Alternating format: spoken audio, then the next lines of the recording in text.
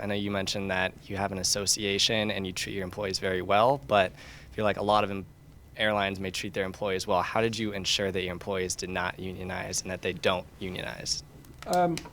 Well, from the outset, every new hire class that we brought into the company, I spent 90 minutes with them. And it was called 90 Minutes with Clive. Original.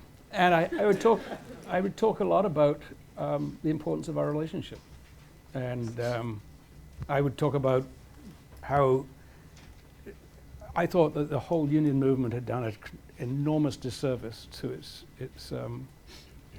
members. If you only have to look at what's happened to manufacturing in North America, you look at what's happened to unionized organizations, they've pushed so hard that they've often collapsed. They've bitten the hand that fed them, and then they find themselves out on the street without a job.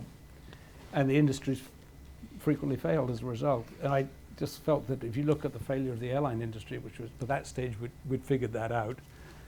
That was pretty, and I talk about, look, what do you want? Do you want to work for a company that is sound and solid and can sustain itself, where I know that I can pay you and you can make your mortgage payments? You don't have to worry about making your mortgage payments. You don't have to worry about paying your bills. But the only way we're going to do that is if we all work together.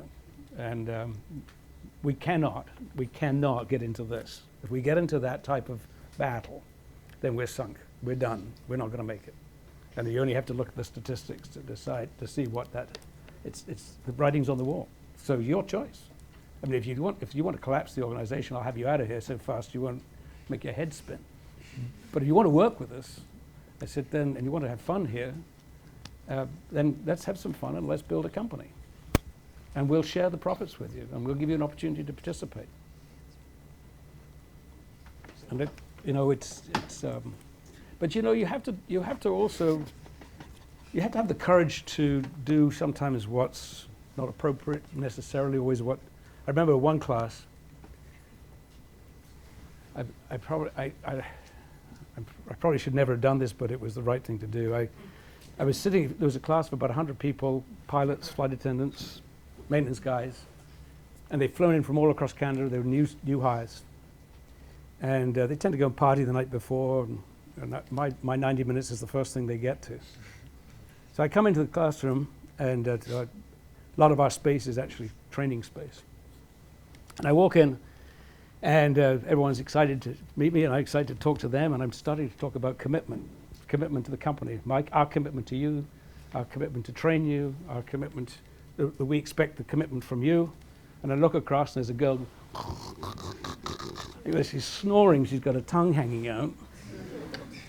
And I was just beside myself. I'm talking about commitment, and here she is asleep in the first 10 minutes of me talking. I may get boring, but I wasn't that boring at that stage.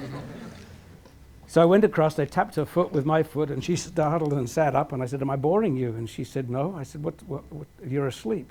She said, "Was I?" Not even an apology. I said, "Pack up your bags, get out, you're fired." She walked out the door. I shouldn't have done it in front of 100 people, but but I was so mad. I kicked her out. She went out the door. And as the door closed behind her, the rest of the 99 erupted in applause. That story went around the company like wildfire. Right? Now, what does that tell you? I mean, we're not going to tolerate, someone who just is sitting there as a hanger-on. You're either in the game or you're not. You're out. So that's how you do it.